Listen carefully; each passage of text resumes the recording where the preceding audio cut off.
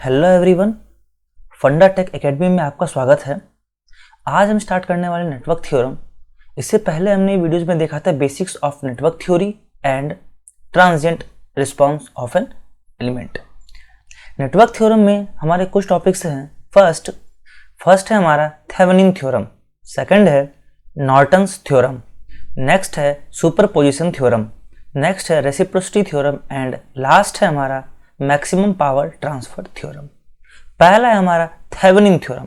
Thevenin theorem क्या है, इसकी यूज क्यों पड़ी एंड इसको हम सर्किट में कैसे यूज करते हैं, तीनों को हम डिटेल में पढ़ेंगे। थेवेनिन थ्योरम ये कहता है कि किसी भी नेटवर्क को उनके एक इक्विवेलेंट नेटवर्क जिसमें कि एक voltage source in series with resistance में कन्वर्ट कर सकते हैं, जहां जो वोल्टेज सोर्स है हमारा वो एक ओपन लोड वोल्टेज सोर्स है एंड जो रेसिस्टेंस होगा हमारा वो equivalent resistance of a circuit होगा। It states that in linear active network consisting of dependent और independent sources can be replaced by an equivalent network consisting of a voltage source in series with resistance, whereas voltage source is the open load voltage source and resistance is the equivalent internal resistance. For example, Thevenin theorem में कोई भी network given है हमारा, suppose करते हैं ये हमारा एक नेटवर्क गिवन है जिसमें ZA, ZB, ZC तीन इंपेडेंस है हमारे पास, यूनिफॉर्म में लगा हुआ हमारे पास। ये हमारा एक वोल्टेज सोर्स है और ये हमारा लोड है। तो सबसे पहले इस लोड को हटाएंगे हम ताकि ये ओपन लोड वोल्टेज सोर्स निकल जाए हमारे पास, और जो इसके जो पॉइंट हमारा A एंड B है, इस पॉइंट पे हम VTH डिफाइन करेंगे। हम इस पॉइंट में VTH कैलकुलेट करेंगे हम, एंड कैलकुलेट करने के बाद सेम इसी पॉइंट से हम एक RTH फाइंड करेंगे। इस सर्किट के इक्विवेलेंट में एक हम voltage source plus minus VTH and in series with A resistance जिसको हम RTH फॉर थेवेनिन रेजिस्टेंस के लिए हम लिख सकते हैं इसको, एंड ये हमारा लोड हो गया ZL में कन्वर्ट कर सकते हैं। उसके बाद इस लोड रेसिस्टेंस में I या V की वैल्यू हम कैलकुलेट कर सकते हैं। यहां हमारा पॉइंट A और B है। तो इस पूरे नेटवर्क को हम सिंपली हमने एक रेसिस्टेंस और एक वोल्टेज सोर्स VTH और ZTH में हमने कन्वर्ट कर दिया। इसी को हम थेवेनिन थ्योरम कहते हैं। अब है steps to find VTH and RTH। VTH find करने के लिए सबसे पहले हम जिस एलिमेंट के अक्रॉस हमें वोल्टेज या करंट फाइंड करना है उसके अक्रॉस सबसे पहले उसको हम ओपन लोड करेंगे। ओपन लोड कहने का मतलब उसको हम रिमूव कर देंगे। Open the load resistance and name it as VTH। जब हमने लोड ओपन कर दिया तो हमारा उस ब्रांच में हमारा जो करंट होगा वो I is equal to 0 हो जाएगा, and by applying KVL, KCL, divider rule we will find VTH। RTH find करने के लिए RTH में दो तरह के हो सकते हैं, या तो इंडिपेंडेंट सोर्स होगा या फिर डिपेंडेंट सोर्स होगा। For calculating RTH there may और may not be dependent sources. अगर हमारे पास सिर्फ इंडिपेंडेंट सोर्सेस है, case 1 when circuit contains only independent sources, और case 2 when circuit contains independent and dependent sources both. All the sources किल करने के लिए वोल्टेज सोर्स को शॉर्ट एंड करंट सोर्स को ओपन करना पड़ेगा। That is voltage source short and current source open. क्यों हमने वोल्टेज सोर्स शॉर्ट किया हमने, और क्यों हमने करंट सोर्स को ओपन किया? इसीलिए कि वोल्टेज सोर्स को अगर हम किल करने का मतलब है जीरो करना। वोल्टेज सोर्स जीरो तभी होता है जब वो शॉर्ट होता है, और करंट जीरो तभी होता है जब वो ओपन होता है। इसलिए voltage source short and current source open. Same as अगर हमारा circuit contains dependent and independent sources जो भी होंगे उनका kill all the independent sources. Number second, find equivalent resistance from load RL. Independent source को सिर्फ किल करना है, इन केस 2 डिपेंडेंट सोर्स को किल नहीं करना है. Number second, add a voltage source V with current I, VOC कह देते हैं और करंट IOC कह देते हैं, at load terminal. Load terminal पे जो हमने ओपन किया था उस पॉइंट पे हमें एक VOC एंड एक IOC ऐड करना है. Find VOC divide by IOC is equal to RTH. ये हमें फाइंड करना है in case of dependent sources are there. एक सर्किट लेते हैं हम, जो हमने सर्किट प्रीवियसली लिया था हमने ये वाला.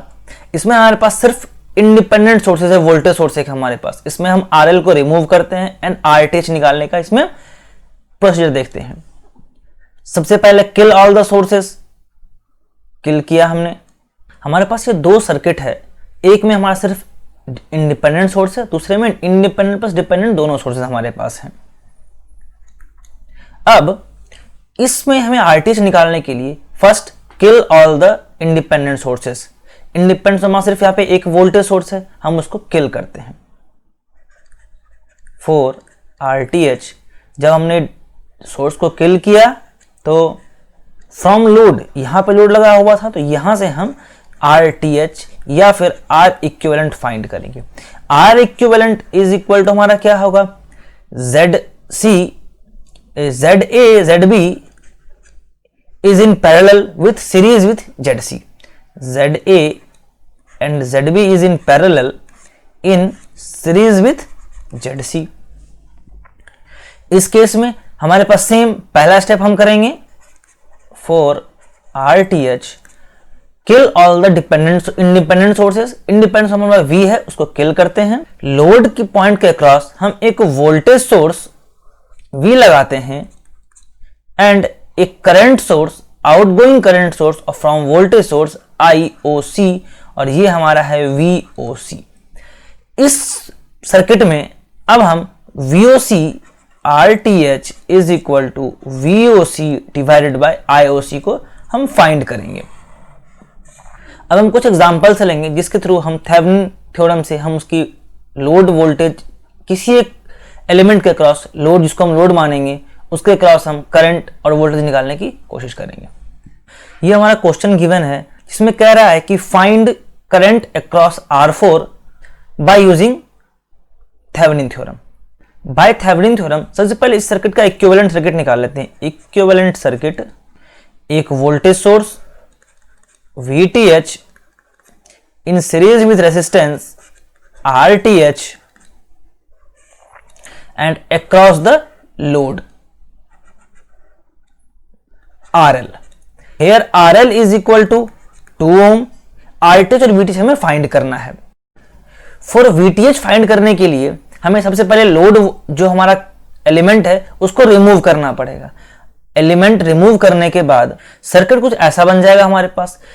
इसको हमने ओपन किया, दैट मींस यहां पे जो करंट फ्लो होगा वो I इज इक्वल टू 0, कुछ भी करंट फ्लो नहीं होगा. अब हम निकालते हैं VTH. VTH is equal to by current voltage divider rule by 8 into 10 is equal to 5 volt. मतलब हमारा VTH, हमारा VTH जो वैल्यू होगी हमारी वो सेम ये पॉइंट क्रॉस होगी हमारे पास. तो हमने वोल्टेज डिवीजन रूल से हमने VTH की वैल्यू निकाल ली है. हमने VTH is equal to 5 volt. अब निकालेंगे RTH. फॉर RTH इसी सर्किट में सोर्स को किल करेंगे. सोर्स किल करने का मतलब जो हमारे वोल्टेज सोर्स है उसको शॉर्ट करेंगे एंड करंट सोर्स को ओपन करेंगे एंड R इक्विवेलेंट फाइंड करेंगे. R equivalent is equal to 4 and 4, that means R1 and R2 is in parallel with R3 in series. 4 हमारे पैरेलल में हो जाएंगे हमारे, मतलब 2 ओम, 2 + 4 इज इक्वल टू 6 ओम. तो RTH की जो वैल्यू हो गई वो इज इक्वल टू 6 ओम. अब कह रहा है हमें करंट फाइंड करना है. अब सेम इस VTH में, RTH में RL की वैल्यू इक्वेशन में पुट करते हैं सर्किट में. VTH is 5 volt, RTH is 6 ohm and load is 2 ohm. हमें यहां पे करंट I फाइंड करना है. I is equal to V/R. V हमारा कितना है 5 डिवाइड बाय टोटल रेजिस्टेंस हमारा है 8 एम्पियर. तो हमारी I की वैल्यू आ गई हमारे पास 5/8 एम्पियर. इसमें चाहे किसी भी ब्रांच का हो, अगर वही हम सेम R2 ब्रांच की कहते हैं निकालने के लिए कि R2 ब्रांच में करंट कितना फ्लो होगा I. अगर ऐसा पूछता कि find current in I 4 ohm, that is R2 branch. Circuit draw करते हैं पहले. अब हमें VTH फाइंड करना है इसके क्रॉस में. यहां पे चूंकि ओपन हो गया हमारे पास, मींस यहां पे जो करंट होगा हमारा I इज इक्वल टू 0. अब इस पॉइंट हमारा VTH हो गया हमारा. फाइंड आउट करते हैं VTH. वोल्टेज डिवीजन रूल से हम फाइंड करते हैं. VTH is equal to 10 into, इसके क्रॉस फाइंड करना है. टोटल रेजिस्टेंस हमारा कितना हो जाएगा 10 एंड 6 के क्रॉस फाइंड करना है हमें. 6 divide by 10 is equal to 6 volt. हमारे VTH की वैल्यू आ गई हमारे पास. अब फॉर RTH वोल्टेज सोर्स को किल करने के लिए शॉर्ट करना पड़ेगा. हमें RTH इस पॉइंट से देखना है. R equivalent is equal to 4 ohm in parallel with 6 ohm. 4 ohm in parallel with 6 ohm is equal to 4 into 6 divided by 4 plus 6. RTH is equal to हमारा हो जाएगा 12/5 ohm. हमें VTH RTH की value निकल गई. इस पूरे सर्किट को, सर्किट जो है इसमें R ओम 4 ओम के क्रॉस में हम एक इक्विवेलेंट सर्किट निकाल सकते हैं. It is VTH in series with resistance and a load resistance.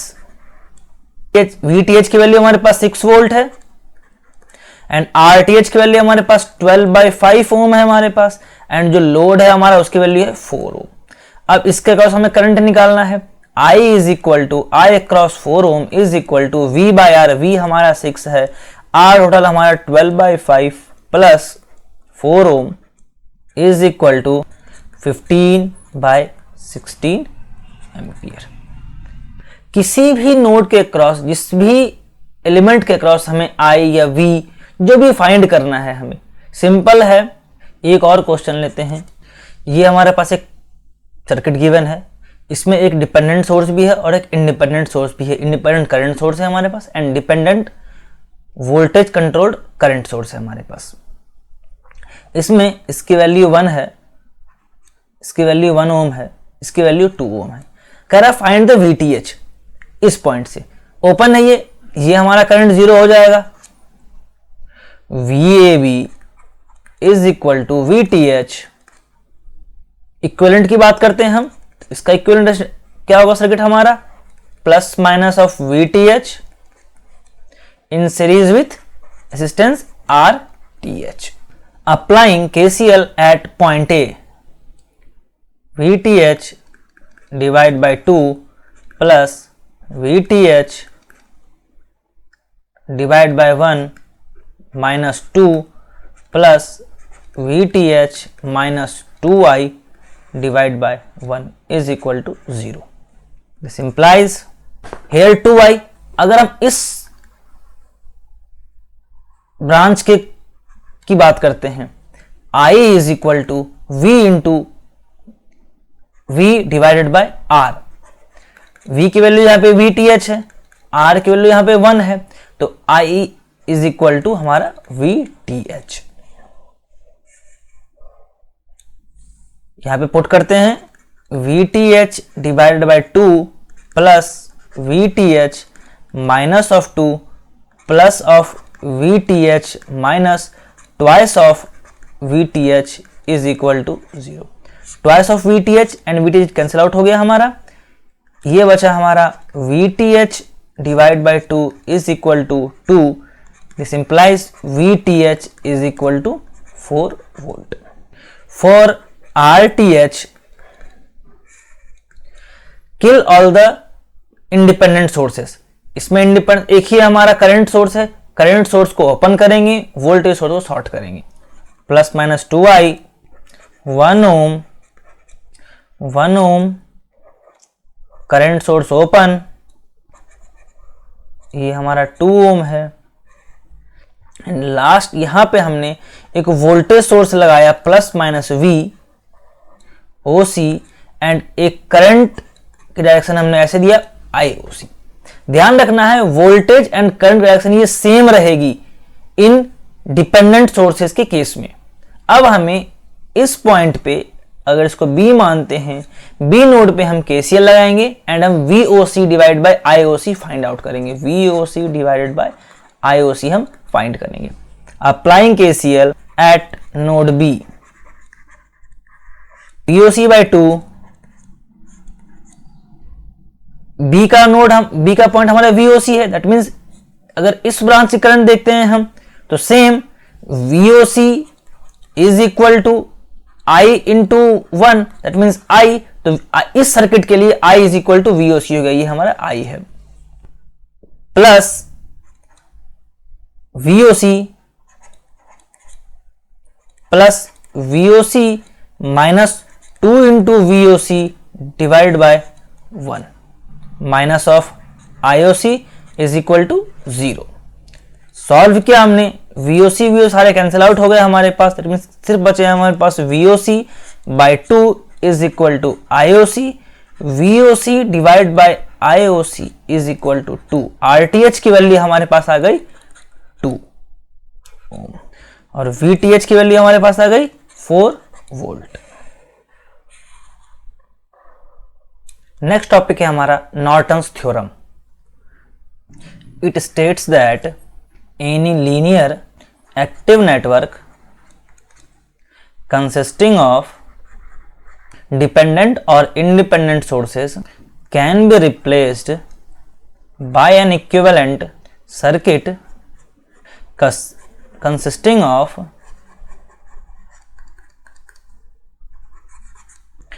a current source in parallel with equivalent resistant, where current source is the short circuit load current and resistance is the equivalent internal resistance. Norton की बात करते हैं अगर हम अब, equivalent circuit जो हमारी होगी एक current source IN and an equivalent resistance in parallel with RN नाम देते हैं इसका हम, एंड यहां पे हमारा लोड हो जाएगा. ये हमारा है इक्विवेलेंट सर्किट. RN फाइंड करने का तरीका सेम रहेगा एज RTH निकालने का तरीका था. RN इज इक्वल टू हमारा RTH होता है and for calculation of IN हम थेवेनिन वोल्टेज निकालते हैं VTH डिवाइडेड बाय RTH, या फिर इसको लिख सकते हैं हम VTH divided by RN. Procedure के लिए जहां हम थेवेनिन में ओपन सर्किट करते थे, यहां पे हम लोड को शॉर्ट करेंगे, देन उस ब्रांच में हम करंट IN निकालेंगे, then that IN will be the equivalent current source and same as हम RT जैसे फाइंड करते थे ओपन करके, वैसे हम RTH फाइंड करेंगे, वो हमारा होगा RN. नेक्स्ट है हमारा सुपरपोजिशन थ्योरम. सुपरपोजिशन थ्योरम ये कहता है किसी भी सर्किट में मोर देन वन सोर्स लगे हुए हैं तो उसमें किसी एलिमेंट के अक्रॉस करंट या वोल्टेज इंडिविजुअल सोर्स के अक्रॉस जो करंट या वोल्टेज निकलेगा उसके अलजेब्रिक सम के बराबर होता है. फॉर एग्जांपल अगर सर्किट में हमारे पास 3 करंट सोर्स है तो एट एवरी स्टेप एक सोर्स को रख के बाकी सोर्स को नॉन ऑपरेटिव करने के बाद जो हमारे उस पर्टिकुलर इक्विवेलेंट ब्रांच में जो करंट सोर्स निकलेगा वो total algebraic sum of all equivalent individual sources के अलजेब्रिक सम के बराबर होता है हमारा। Condition for superposition theorem, it is valid for both AC and DC।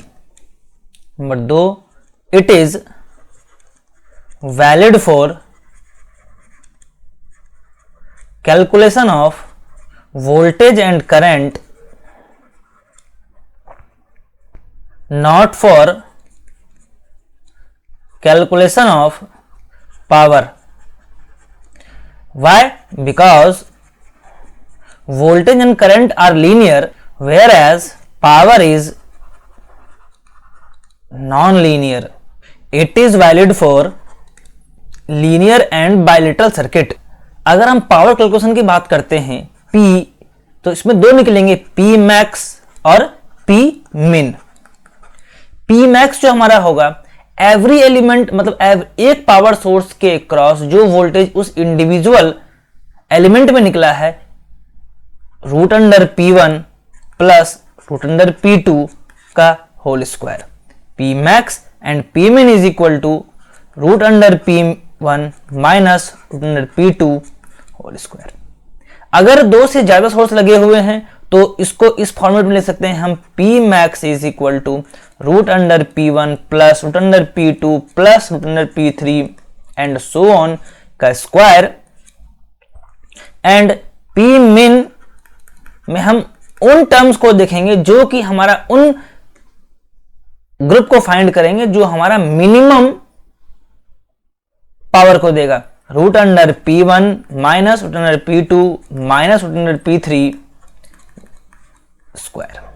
ये हमारा पावर कैलकुलेशन था फॉर सुपरपोजिशन थ्योरम। अगर हमारे पास एक इंडिविजुअल सोर्स में टोटल पावर मैक्सिमम और टोटल पावर मिनिमम की अगर बात करते हैं किसी भी एलिमेंट के cross.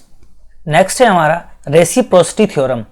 It states that in any network for a branch the current I due to a single voltage source if both voltage and current is interchanged, then it is equals to the interchanged voltage and current of original placed voltage and current.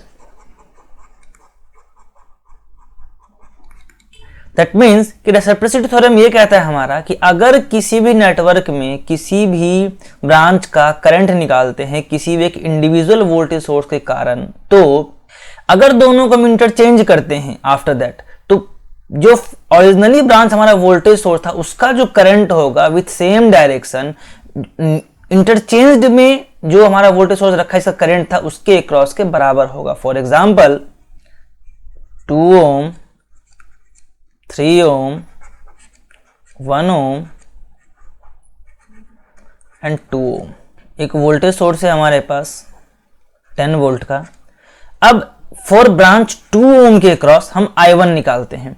Then इस branch में इस voltage source को हम interchange करेंगे।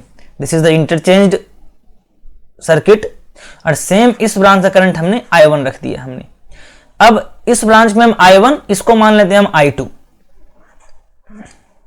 Then I1 और I2 में relation find करेंगे, दोनों हमारा इक्वल होगा। ये रेसिप्रोसिटी थ्योरम कहता है कि अगर हमारा पहले में जो वोल्टेज सोर्स जिस ब्रांच के क्रॉस हमने कोई करंट सोर्स निकाला, मतलब अगर इस 10 वोल्ट के क्रॉस जो I1 यहां निकलेगा, अगर दोनों को इंटरचेंज करते हैं हमने, मतलब हमने कि इस 10 वोल्ट को I1 की जगह और I1 को 10 वोल्ट की जगह हमने इंटरचेंज कर दिया, देन जो I1 हमारा निकलेगा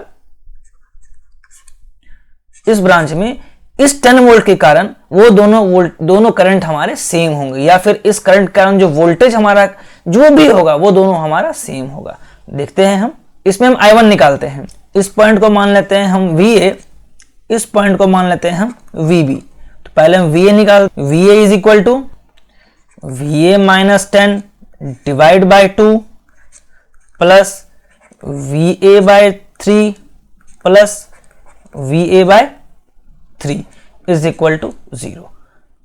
इससे हमारा VA की वैल्यू आ जाएगी, VA इज इक्वल टू 30/7। अब हमें निकालना है I1। I1 is equal to V by R, V हमारा 30/7 इंटू R, R हमारा सेम ब्रांच में हमारा 3 है, that means it is 10/7 ampere. अब सेम इस ब्रांच में हम निकालते हैं VB, तो VB minus 10 divide by 3 plus VB by 3 plus VB by 2 is equal to 0। इससे हमने VB फाइंड आउट कर लिया, हमने VB is equal to 20/7। And अगर हम अब नाउ I2 या फिर I1 की बात करते हैं हम अगेन इस ब्रांच में फिगर 2 के लिए, ये हमारा फिगर 1, ये हमारा फिगर 2। फिगर 2 की बात करते हैं हम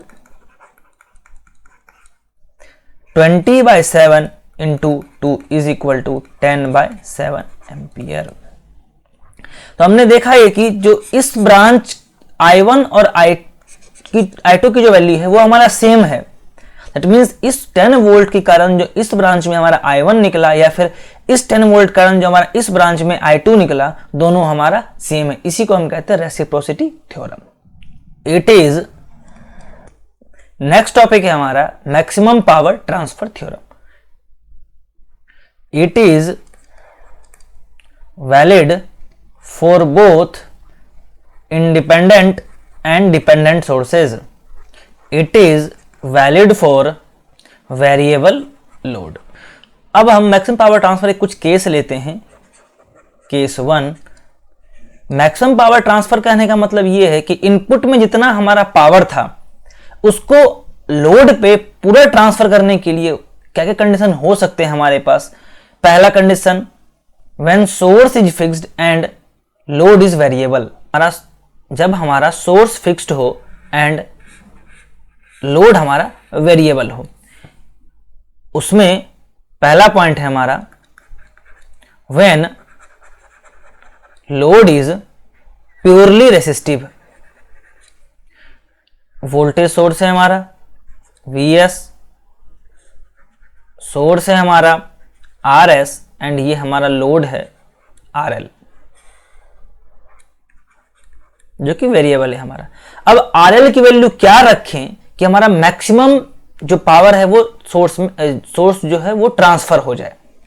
I निकालते हैं हम, I is equal to Vs divided by Rs plus RL।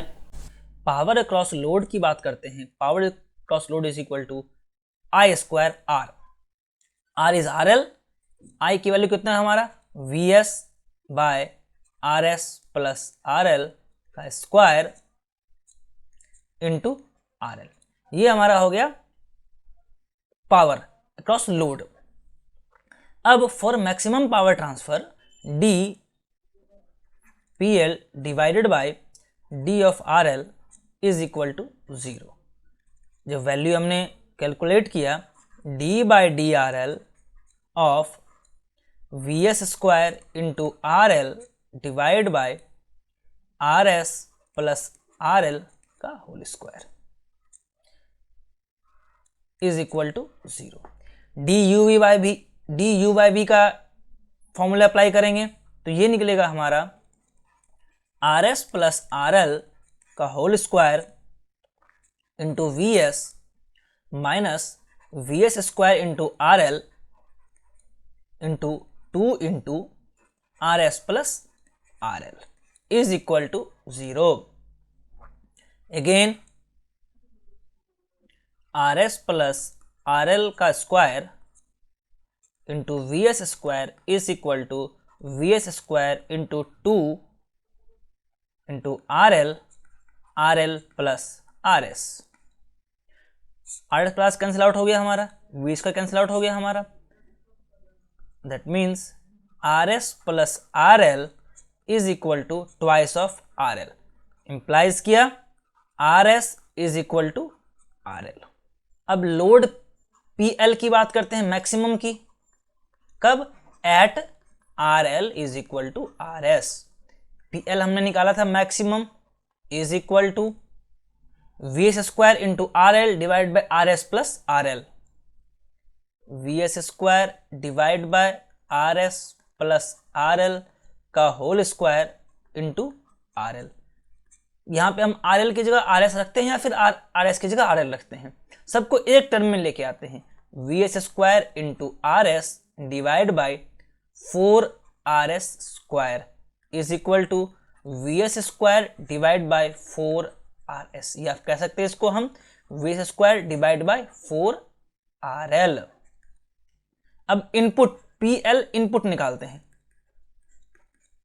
V into I. V हमारा कितना है? V हमारा वोल्टेज सोर्स है अक्रॉस इनपुट, तो V हमारा है। I कितना है हमारे पास? VS divide by RS plus RL, तो ये हमारा हो जाएगा VS square divide by RS plus RL। अब at RS is equal to RL, what will be P input? P input maximum is equal to VS square divided by twice of RS, या इसको ले सकते हैं हम VS square divide bye twice of RL। अब निकालते हैं efficiency. Efficiency is equal to output upon में इनपुट इंटू 100%। तो आउटपुट हमारा यहाँ क्या है? P load divided by P in max into 100% is equal to PL max की वैल्यू कितनी आई हमारे पास? VS square divided by 4 into RL। P in max की वैल्यू कितनी आई हमारे पास? VS square twice of RL, cancel out हो गया हमारा, ये हमारा बचा 1/2 is into 100% is equal to 50%। इसी का पार्ट 2, इफ सोर्स हमारा फिक्स्ड है, RS फिक्स्ड है, एंड जो RS है हमारा वो एक इम्पिडेंस है, RS इज इम्पिडेंस, मतलब कि RS जो हमारा Z ऑफ S हो गया हमारा RS plus J of XS, इस फॉर्मेट में हमारा गिवन है हमारे पास।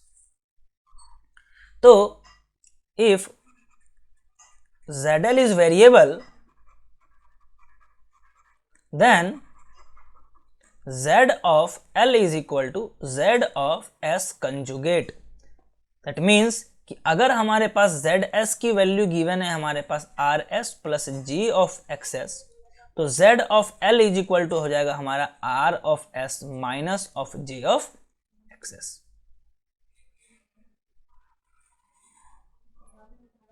Case 2, if RL is fixed and RS is variable. चूंकि यहां पे हमारा RL वेरिएबल, RL फिक्स्ड है एंड RS वेरिएबल है, तो I इज इक्वल टू हमारा सेम हो जाएगा VS divided by RS plus RL, and P is equal to हमारा होगा same VS square into RL divided by RS plus RL का square. अब हम जानते हैं कि for maximum power transfer D of P, load की बात कर रहे हैं हम, divided by D of RS। क्यों? क्योंकि हमारा RS वेरिएबल है, हमारा RS हमारा वेरिएबल है, RL हमारा फिक्स्ड है, इसलिए RL कॉस्ट नहीं लेंगे हम, इज इक्वल टू 0। इसको डिफ्रेंशिएट करते हैं हम इन with respect of RS, twice into RS plus RL minus में into VS square RL divided by RS plus RS का whole square is equal to 0। Further solve करते हैं तो हमारा हो जाएगा minus of 2 into RS plus RL is equal to 0। That means RS is equal to minus of RL। चूंकि resistor की value physically possible नहीं है, the value of resistance or impedance